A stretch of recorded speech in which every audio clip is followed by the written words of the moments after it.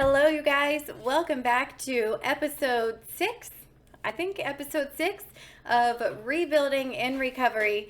My name is Tracy, and I am a heroin addict turned therapist. And this is Rebuilding in Recovery, your guide to building a bomb life after addiction.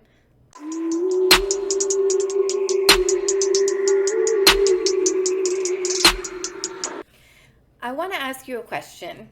When you look back on your using days, do you look back on them fondly, or do you look back on them and think, God, what a nightmare? For me, I had a really bad heroin addiction for many years, IV heroin user. I completely destroyed my life in every way possible. I am now over 8 years clean, but I know when I look back on my past, I will still sometimes look back on it and think like, oh, that was fun, like, even though it sent me to jail and cost me everyone that I ever loved and destroyed my credit and had me sicker than I've ever been in my whole life, I will still look back on those times sometimes and think, oh, what good times those were. I really miss that. Does anybody else relate to that? Does anybody else think back on their using days and think that those were the good days, or think what a good time, or find yourself missing those days or missing the excitement from those days? So there's actually a reason why our brains do that, why we're able to look back on a period of our lives that was incredibly dark and only pull out the positive pieces from it. And it's called euphoric recall. So in this video today, I'm going to be telling you what euphoric recall is, how it impacts our addiction and our recovery, and how to get around it. So let me start by explaining to you how euphoric recall works.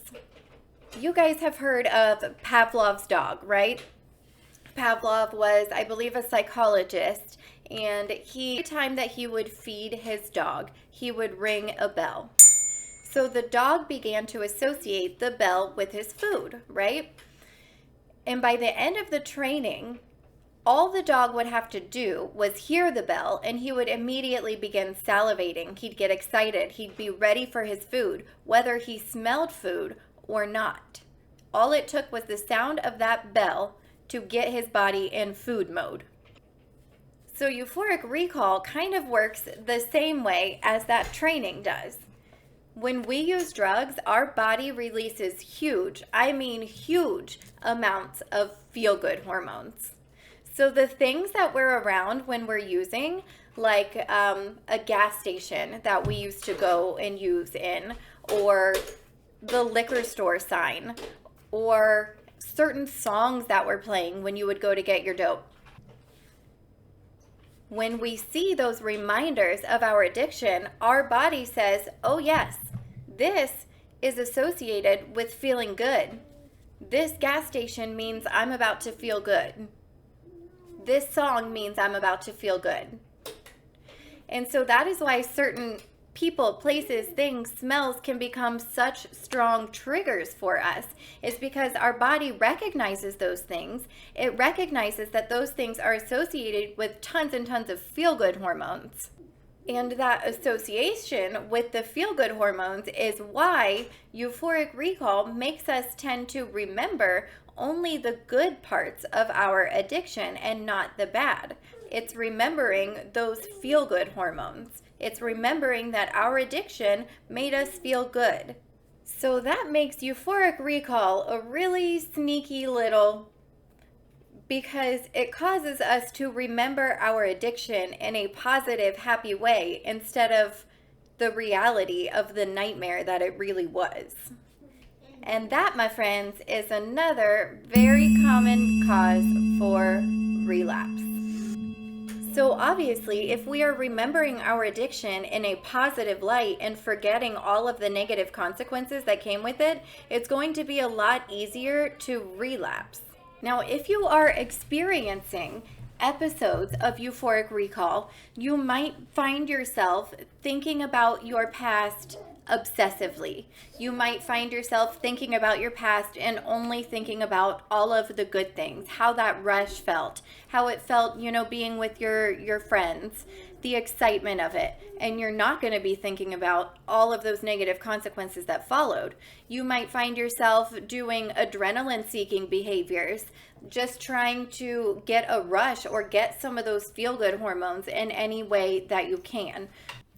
So I personally believe that forewarned is forearmed. And the more that we know about our addiction, the more that we understand how it works on a scientific and on a spiritual level, the better we are going to be able to fight it. So there are some things that you can do if you find yourself doing those behaviors, like obsessively thinking about your past or adrenaline seeking behaviors, if you find yourself experiencing those moments of euphoric recall. So to snap yourself out of that euphoric recall, there's a few different techniques that you can try. My personal favorite is playing it forward. Honestly, that is what keeps me clean 100%. Whenever I think a good thought about my addiction, I immediately follow it up with the reality. So I think about what's going to happen to my kids if I relapse, my house, my job, my career. I think about all of those things. So take a second and think about the true consequences of your addiction. Yeah, we're not going to lie. It was a good time. There was a point when our addictions were a good time until they weren't. And if you're watching this right now, then I'm going to assume that your addiction got to the point where it was not a good time. So take a second, think about the consequences that you faced from your addiction. All of them. Write them down. Write them down, look at them, and remember them in those moments of euphoric recall.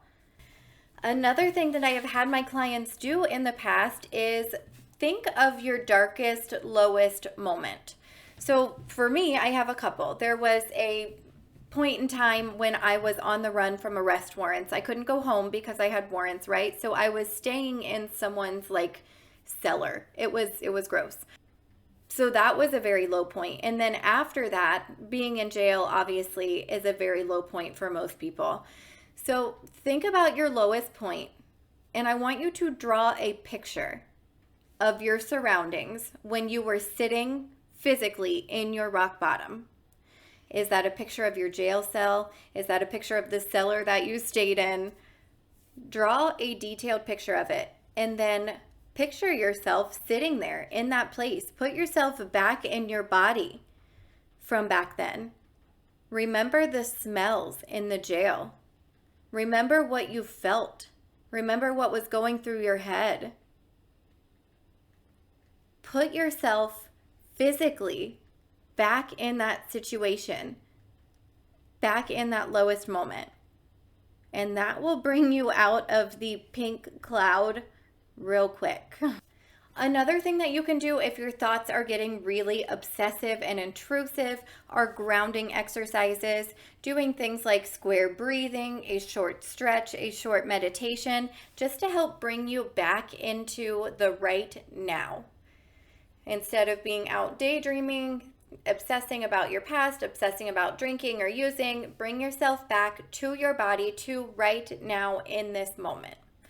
If you don't know what square breathing is, it is a basic technique where you trace a square on your hand, and with every line of the square, you breathe in, you hold it, and you breathe out. Breathe in, hold it, breathe out. You can YouTube, look up short meditations, short stretches, 5 minutes. Just take 5 minutes to get yourself centered and back in your body.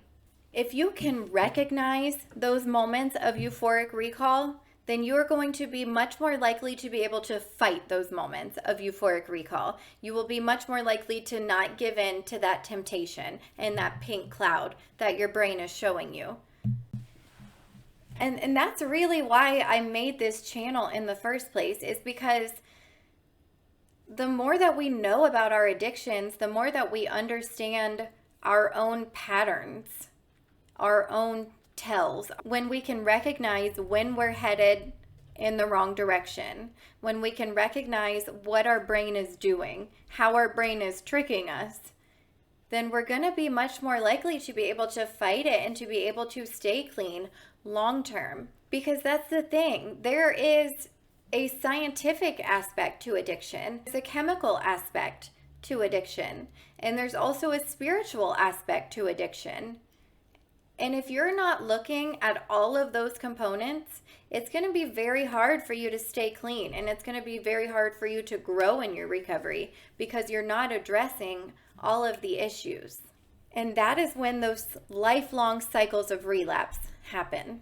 So I'm very hopeful that this channel can help some people break those cycles of relapse. Thank you guys for watching. If you guys have any questions about euphoric recall, leave them in the comments below. I will answer them. Give me a shout via email. My email is linked under the video, as well as other ways to connect with me, like my other social medias, Patreon, and other ways to support the channel are linked underneath the video. If you would like more personalized help with your recovery, the doors to the Rebuilder Society are officially open. The Rebuilder Society is a monthly membership club of self-exploration that helps you overcome the obstacles of recovery. We have monthly workshops on topics like rebuilding relationships, finding jobs with felonies, building credit, managing emotions. We do stress reduction and emotion regulation exercises live every month. We check in every morning with a self-exploration writing exercise, and there's giveaways, there's support partners, it's just a really great community for getting you over those obstacles of early recovery. If you would like more information about the Rebuilder Society, that is linked below the video also. Thank you guys for watching, and I will see you next Saturday.